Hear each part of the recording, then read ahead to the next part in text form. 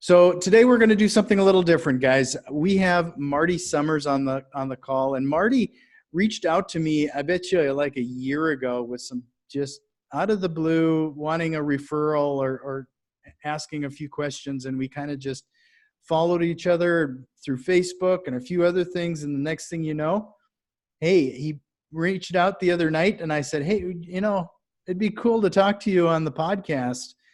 What's neat about this, and what I told Marty, is that as everybody knows, is we usually have some sort of guru on the call that's either selling a program or trying to get people into self-directed IRAs or what have you. What's cool here, and that I like to try more often, is getting people in that are just doing it. Marty is decided about a year ago to just kind of run with this thing. And I think that I'm just going to hand the floor over to Marty and just kind of start off with your background and a few of those tidbits that we were chatting about before the show began. Yeah, Jack, I can do that. Hey, thanks for good seeing you again too, by the way. Yeah. So I can start where, first off, I'm 48 years old, have two boys, I've been married 26 years, I live in Southern Indiana. So, but from a professional perspective, I've been a sales engineer for a telecommunication company. This one for 12 years, and the one before that, 6.5 years. So I've been in IT telecom for a long time. So I've been in the corporate world. So I've had a pretty decent salary. I've had freedom on my work, but I've always been looking for that. Hey, what am I going to do next in life? Like, I've got this salary job and everyone's like, hey, you got a great job. You make great money. But, I'm looking for more in life, and I want that freedom. So what I ended up doing, and I know I started this, Jack, a year ago? I think I talked to you about a year and a half ago when when I knew we had 0 properties, maybe 2 years ago now. It was interesting that what I wanted to do was I wanted to go into something that was just completely passive, to where I could build something like writing a book, right? You put all the work in and then you get your money from that a different way, from all your fruits of the labor. So instead of this earned model, there was huge tax benefits. When I got to digging around on real estate, I think there's like 90% of millionaires in the United States are from doing real estate. Mm-hmm. And there's a lot of people that were unknown that that are very wealthy and they've been doing real estate, but then you find out later, oh, you've got a bunch of homes, or you have apartment building. So there's a lot of professionals that have a lot of stuff that's passive from a real estate perspective. So what I ended up doing was, just to tell you a little bit about my background, is I ended up taking, this is no lie, Jack, I ended up taking all of my commission checks. And I would say now that I'm about 2 years into this, I would say that this has been about 5 to 7 years ago. My situation's unique. My wife and I have great jobs. So we always ended up saying, hey, let's just save our money for, it was like more of like, money doesn't grow on trees. You got to save your money. I came from that household, right, when I grew up. So, but when I was making good money and living below our means, I just took our money and I just kept piling it into savings. And then the problem with putting money into a savings account is the fact that it's a huge chunk in there and you just spend it, and then, so my thought was, why don't we do something with it? So for whatever reason, I can't tell you why or what or how, I'm always on the internet, listening to podcasts, reading books. And so I went off this tangent of, I wanted to buy gold and silver coins. Mm-hmm. And this is no lie. So I ended up buying American Eagle coins, the American Eagle 1 ounce gold coins. Sure. And I ended up accumulating this stuff and trading my USD dollars into gold and silver currency. And then eventually my wife, I said, she's like, what are you going to do with all this? Because all you're doing is staring at it. I don't know. So I ended up putting it in a safe, and I had a 2,000 pound safe I bought off the internet. Mm-hmm. And I put it in my living room, and my family would come over and like, hey, what's in there? Because it looks like a gun safe. And I ended up saying, yeah, there's nothing, just a bunch of pictures, family pictures and stuff. But gold coins were so small, and they're only, they're $1,500 an ounce now, and they're only that big. I just accumulated. I had over $100,000 at one point sitting in the other room. So I told you my situation. When I got started, my situation was unique, but I always wanted to go into real estate. So part of that was I'm saving my money. At some point, I want to buy some rental property, but I didn't want to do it with leverage. So my situation is a little different when I started. Yeah. So let's go down that road, because I think that's one of the more interesting things, because a lot of people, they get into real estate and we've been told the concept of leverage to the point of, that's the way to scale. That's the way to accumulate as much property as possible. But you've really focused on as little debt as possible. And over the past year now, you've accumulated 6 properties? 6, yeah, 6. There's 6 total, and my son lives in one of them. So there's 7 units total. One's a duplex, very large duplex. That's the first one that we purchased.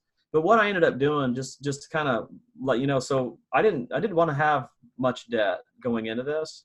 Right. But, however, I was still one of those people that were told, pay your house off early, get out of debt. And, there's some truth to that to sleep well at night. But to be quite honest, from an investment strategy, it's terrible. Because I've always been a good student investing in the markets, but 2000 knocked me down, and then 2007 knocked me down. Yeah, did it come back over time? It did, but the point was it wasn't supposed to do that. From what I read when I was younger. So that growth strategy doesn't work for me. Those 401k IRAs, I didn't find out till later in life. It's a disaster for me because you can't take your money out before 59 and a half. And my thing is being here on the planet Earth. I want to retire as soon as I can. You tell somebody in a generation before me and they'll say, well, good luck. Wait till you're 62. And they just have that old mentality that you can do it when you can get there. And so that's kind of part of the strategy too. And I love doing this. So I don't think I'll stop working. Because when you love what you're doing, you'll just do it. What I ended up doing was at some point was knowing that I was going to cash that money out. We had about 110,000, I think, sitting in that safe at one point. And it was like, okay, what are you going to do? So instead of just cashing the money out and doing what I wanted to do just as in one swoop, I started investigating. I'm a golfer. So I investigating people like, hey, so-and-so has he's got 30 something properties. You should talk to him. When I'm talking to people, there were some guys on the golf course that I didn't know they were in their 60s. So they're kind of my mentor, really. They've taken me underneath their wing and showed me, hey, how do they do things and how they've done it over the years. And that was the first thing I kind of seeked out. Secondarily, I kind of, went around properties with him and, drove around a lot of the streets in the neighborhoods, having this vision of what I wanted to do. But when I decided to really start drilling down and figuring out, how I'm going to go from where I'm at to get off my butt to do something completely different, when they say you got to get out and take action, that's just, to be honest, Jack, that's what I did. There's so many people that talk and think and talk and think. There was that period for me, but to be honest, it was when I just took action. And that action is something made me get up on a weekend and say, okay, today you're going to go look through MLS lists and you're going to drive around. There was a duplex I had my eye on. This is how it initially started. And I think it was in October of 2016 or 2017. So I started driving around and I thought, well, if I see someone in there working on it or something, because I knew it was listed on the MLS. So I had gone over there and there, one Sunday afternoon, there was the owner in there working on one of the units. And I had 2 choices. I could either, of course I didn't know it was the owner. I could either drive off or I could either put my car in park, and it was pouring down rain and I'll never forget it. And get out of my car and go in there and introduce myself and just dive in and just find out, why they're selling it or if they're the owner. And I walked in, I said, hey, are you guys the owner? And she said, yeah, we are. I said, oh, no kidding. And I said, well, I notice you have it listed. I haven't been through here. I'm not, working with a realtor. Well, as I started working with the the owner of the property, he was, her husband was back there painting. He basically, as we got to talking, we traded text messages and our cell phone numbers and everything. And when we got finished, Jack, it was one of them deals where he basically said, "Hey, Marty, my brother has it listed, and I have this in my 401k trust. I'm not even supposed to be working on it. So if you want to continue this, he goes, don't worry about my brother being a realtor." And it just kind of is weird how that happened. Mm-hmm. And so I ended up kind of in a weird way wholesaling my own deal to myself. No. Because we worked out, he had it listed for 255. It's a very large duplex. It's 10 bedrooms total, 10 Oh, wow. bedrooms, 5 baths. So one side rents for $12.95, and the other side rents for $13.95. Mm-hmm. So, like I said in the beginning of this, I kind of did this a little different than most people at a younger age because they have to use a lot of leverage. But me being in my late 40s, I'd have to use a lot of my capital to stay away from the risky part. So, just basic decisions I made is we bought the property for $227. It was listed for $255. So we made some on the deal, not a huge amount. But the building was basically renovated on both sides. There was no rehab to this one whatsoever. Right. So I went into this with immediate cash flow. But some of your audience may ask, how did he come up with, the rest of the money? Well, that's the other unique part of this is not only did I have the money in the gold and silver in the safe that I liquidated, but we also had our home paid off. So we had a $260,000 home just sitting there with the bricks just rotting my money away over time. Mm-hmm. So we basically took out a $157,000 HELOC on that, and it was interest only at the time, and it was pretty cheap. And then that's how we swallowed this building. So the gross revenue on Alexander Lane, the duplex, is $26.90 a month. So that's how I initially just kind of dove into this thing and got started. Sure. Wow. You gave quite a bit of stuff there. Like, yeah. What I think is interesting too, is that, you find so much joy in doing this. Obviously you seem to be having a lot of fun with it. How is that? Do you think it's helped your day job? I mean, you're still obviously a successful sales engineer, and you obviously like doing that job too. So where do you find time? I know you still swing a hammer too, don't you? I do swing hammer. I'm out there learning and pulling up tile, putting down new tile, going to Lowe's and Home Depot and all that stuff. Yeah. Mm-hmm.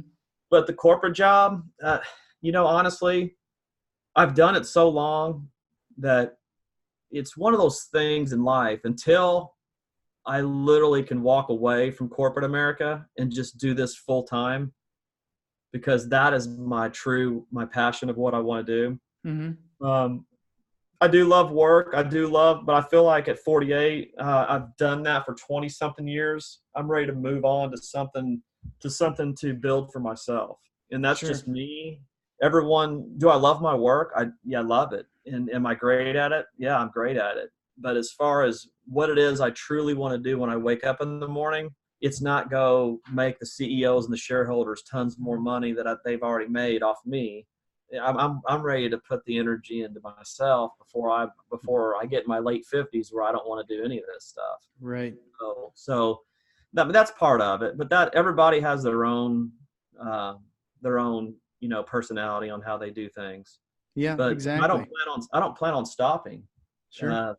So ironically, it was today a year ago I closed on my first rehab. Yes, happy anniversary. Yeah, thanks. So it was interesting on that because I wasn't a rehab artist by any means, and so what I ended up doing was closed on the property, drove out there with the keys a year ago tonight, and then just grabbed a hammer and a chisel and went in the bathroom and just started ripping the tile off the walls. And I was thinking, man, what am I doing? Because it was not a livable property. Mm-hmm. It was pretty tore up, and I only bought it for $32,000. It's a 2-bedroom, 1-bath. And now we got to remember we're in the Midwest, Southern Indiana. Somebody in California might say, what? So, yeah, so I just dove in, and I remember that night, I chiseled a bunch of tile off the walls, and it was the old concrete plaster walls. There was just a mess everywhere. And then I figured out, you know what, I've got my mentor kind of set up, and then I'm going to talk to him about, hey, do you have any contractors that would help me, do this? And so, that's how I found, my contractor friends that I'm close with. And there's one thing I've learned about the business: I treat those people well, and I find my go-tos, Right. and because there's some you're going to use, and they're either going to charge you too much or gouge you, or not give you a clean scope of work, or not complete what they said they were going to do. That's just part of the business. But for me, being in corporate America and dealing with huge customers, this is easy stuff for me to manage. Maybe because of my background. So, but I ended up, just basically it took us maybe 2-3 months. I wouldn't even say 3 months to rehab this property. And but I put a good chunk of change in this one. I kind of overdid this one. And my mentor set me straight. He goes, man, you put too much in there. My initial goal was 12 to 15, but I ended up going about 20, Yeah. scratching maybe 22, but property's worth 75, 80 when it's finished. And a lot of people would come to me and say, hey, Marty, why don't you sell this thing? You can make 15, 20. And, the buy and hold strategy, that's something else I want to talk about is that's my strategy, because that cash flow per month is everything, that passive cash flow. And once you make it big enough, you may have one property that's not performing as well, but you're going to have other ones that are performing so well that it all mixes together on your success ratio. Right. And over time, you're going to win out. You just got to, I don't want to be the rabbit in the race. I want to be that turtle. So I'm going to follow along and just keep adding to the portfolio and do it as cash, not leverage, any of the cash as I can. And that's what I'm doing. So I've taken a lot of the cash that I've not only put in the properties, but I've, had them all paid off as I've gone through this. So initially I'd take a loan out. If I had 30 out, I was, with my corporate job and everything else, I'm piling money onto it, which, a lot of people would say, hey, that's not a very good strategy, because you're just dumping your money on stuff. You're going to have plenty of cash flow. But, I can tell you, Jack, that 2006, 2007, when the housing crisis was here, was that 2008? Basically, everybody in my office back in the day was rehabbing properties and renting them and flipping them. And every one of those guys got hurt pretty bad. And I was the only one, for whatever reason at the time, I didn't do it. So, going and researching those guys out and saying, hey, what went wrong when you guys had to file bankruptcy? What happened? They said, Marty, we over leveraged. They said, just stay away from over leveraging. So I have my own ratio that I came up with, equity to debt ratio, because I believe you're going to need some debt, so I have it on my mortgage today, but I plan on moving that this next year over to the business because of the Trump tax laws. I don't get to deduct it anymore because there's $24,000 in standard deduction. So, but you'll get that if you put it on your LLC. Sure. You can get it right off the top off your revenue. So that's something I just haven't done. I've been busy, buying 4 properties this year and rehabbing them, but I just need to go to the bank and get that money over onto the LLC, and then get that benefit over there. But yeah, but I have an idea of just, nothing more than 40%. So as I go through this, whatever my equity ratio is, nothing more than 40% of the equity is what my thought process on that. Sure. Some people like to take more, some less, but I think 30-40 is a good balance. Sure. So tell us how you find some of these properties now. I know you were telling me a story before we hit the record button about when you decided, you just showed up to a real estate meetup and off you went, and you got a little ribbing for some of the things that you were doing or checking out at first. Yeah. So So I remember I wanted to meet the gurus around here, right? Like Mm-hmm. I'm a newbie and I'm thinking, hey, I'm going to get I got my first duplex over here.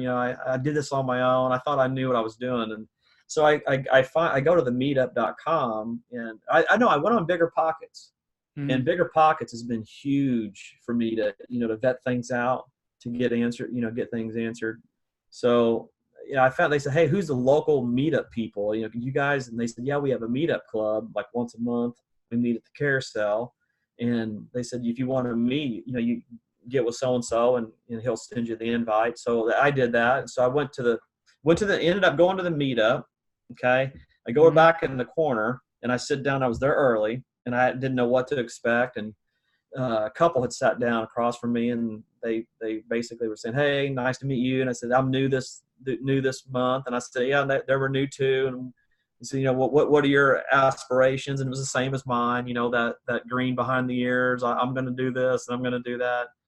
But, I was there for a mission for one reason. I wanted to learn, right? I mean, everybody's different, but my thing was to pick up not only who the players were, but to learn a little bit. And so when I got on there, team shows up, everyone gets around and everyone starts, if we do our introductions, they ask me what I wanted to do. And I told them I'm going to go into real estate. I want to get out of corporate America one day and blah, blah, blah. And the first thing they did was looked at me and said, well, first off, that MLS magazine that you're looking at right there. I said, yeah. And they go, you're going to lose badly. We don't do anything with that.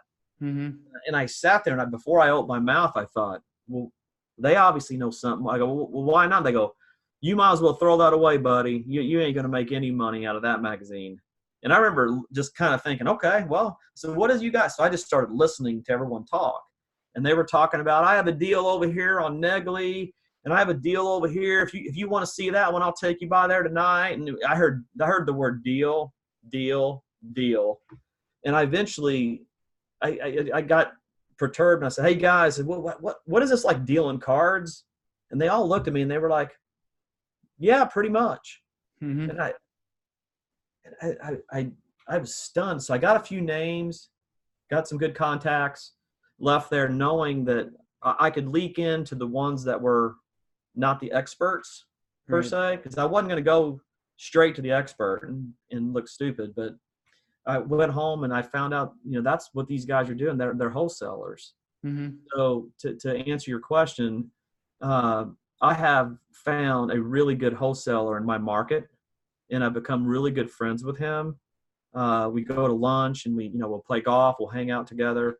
And the reason why I do this is because he understands my strategy.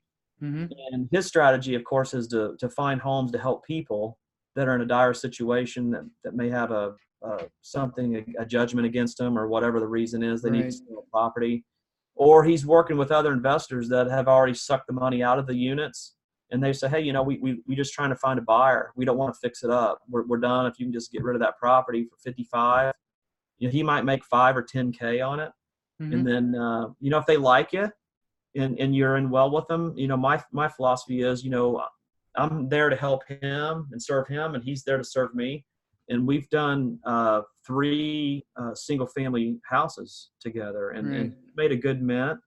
And I've got a really good start on the buys because they needed a lot of rehab work. So that's how it's worked for me so far. Yeah. And I think that's the way a lot of busy professionals are kind of forced to do it. I mean, I don't think a lot of people realize the amount of work and effort it takes for that wholesaler to find those opportunities. Mm-hmm. And frankly, you don't have the time to do the mailings and talk to all the sellers. And I mean, there's a lot of value that a wholesaler can provide you. Yep. And he does all that for me. And then, like you said, I don't need to scout. And he'll bring them to me. And we have an agreement that if he takes me to the property and I don't like it, let him know right away. Just lose early so he can move on and go to his other investors. Right. So that's key too. Just learning how they work as well. So, well, I hate to wrap this up here, but we probably should. But I do want to ask, like, if somebody is starting out for the first time and they're thinking about getting into this real estate investing, what's like the one piece of advice you'd give them? Like, how do you get them kicked in the butt to get things rolling? You know, what I would do is, when you build knowledge, is for the first and foremost thing is everything. Mm-hmm. Because I didn't explain this part too, is find you a good property manager, become friends with them, because Right. there's nothing, you know, if they have time to meet with you, they'll help guide you on where to buy the properties and what they'll rent for. Right. And you, they're actually the kind of like the fox in the hen house, that they know they manage 400 properties. Mm-hmm. So whatever fears that you have, you can ask these guys anything, and they will tell you anything and everything that they see on a day in, day out basis, Mm-hmm. ranging from a slum house property all the way up to a $150,000 home. Right. So what my thought process with that was, seek out those people, because not only the property manager is also the hub of contractors you're going to need to use. He's going to know the right contractors that'll do it right, and then will do it the cheapest, because Mm-hmm. he's looking out for their owners. So the first and foremost thing the advice I would give is be smart about it. You know, listen to podcasts, read books, and find a good area where that you can plant a good tenant. And I personally use a property management company, Mm-hmm. because if someone goes into this with a lot of unknowns, and they get bit right out of the gate, they may never go back into real estate again. Mm-hmm. So having that property manager will buffer that, because you can always later learn a lot and then not have one later if you decide not to. And then at that point, you'll save 8-10% a month. Right. You know what I think is interesting is that I think it might be just natural for you because you're a sales engineer, but every single aspect of what you've laid out is all networking. I mean, from the time you started, you're trying to get information, you're networking at your real estate meetup, you're networking with wholesalers, you're networking with property managers, and it's getting and it's helping each other and building that know, like, and trust amongst your core group. I mean, you're really doing a great job when it comes to the networking aspect of this. Yeah. And then even if you don't hear from some of your peeps, reach out now and just take them to an $18 lunch somewhere, and they'll tell you typically everything usually. Right. But, there's one thing I would, I tell people if they say, "Hey, Marty, man, I want to get into real estate." Well, one of the things I chuckle to my wife knowing what I thought when I wanted to do it, but then now that I see myself doing it, be prepared. If that's really what you want to do with your passion and your time, there's weekends I spend, paint, like this Sunday, I painted a basement floor and basement walls. Mm-hmm. Nobody would typically do that kind of thing. And I enjoyed my 3 or 4 hours I was hanging out over there with the Pandora playing and just by myself. I'm an extrovert, but that's my introvert time. So Right. I enjoy both of them. And then I feel like each day, just remember each day is a work towards your goal. So like when you start with a property and it needs to be, the front door needs to be, a new front door needs to be put in with, let's say a storm door. Well, if you don't know how to do it, you can either find a contractor or go to Lowe's, get it measured. You can start even with the box companies too, like Lowe's and Mm-hmm. Home Depot. They can help you out. But from there, each day is a process. Like you might want to change the electrical outlets yourself. Now, I Mm-hmm. usually hire out all my electrical and plumbing, of course, because that needs to be certified. But if I'm just changing the outlet itself, and it's an old house, Mm-hmm. I'll buy all the outlets from Lowe's, and I'll sit down and turn the electric off to the house and change them. But each Right. day I do something. It looks so minor, or painting the kitchen or putting a ceiling fan up. But each day you're done, the next day you go out there, that project's completed, and it's one day closer to the house being ready to sell or rent. So in Right. my case, rent. Right. But yeah, so the other thing is you're going to spend a lot of time, away from what you do on the weekends. I play a lot of golf. So, and I'm an amateur golfer and I do a lot of tournaments. So I've had to sacrifice a little bit with that, but it's something I want to do. And in the end, I'll be playing a lot more golf because I see this freedom and the cash flow working for us. So it's actually exciting. I'm looking forward to, our next podcast. I have 100 of these. Yeah, that'll be great. I'm looking forward to it. Yeah, me too. So Marty, if people wanted to reach out or I think after you doing this now for a solid year, I think there's a lot of people that might be interested in just pinging you or asking a question. How do they reach you? You can reach me on mobile, 812-454-7088. You can Wow, text. that's dangerous, No, guy. You just put your phone number out on the internet. it doesn't bother me. The second, the second thing is my email, of course, is mss28@yahoo.com, and that stands for Martin Steven Summers. So that's where the MSS came from. So, well, I can't thank you enough. This has been an awesome conversation, Marty. I'm glad you reached out. This has been fun. Let's do it again. I have lots more to talk about, and look forward to talking to you soon. Yeah, great. Appreciate it.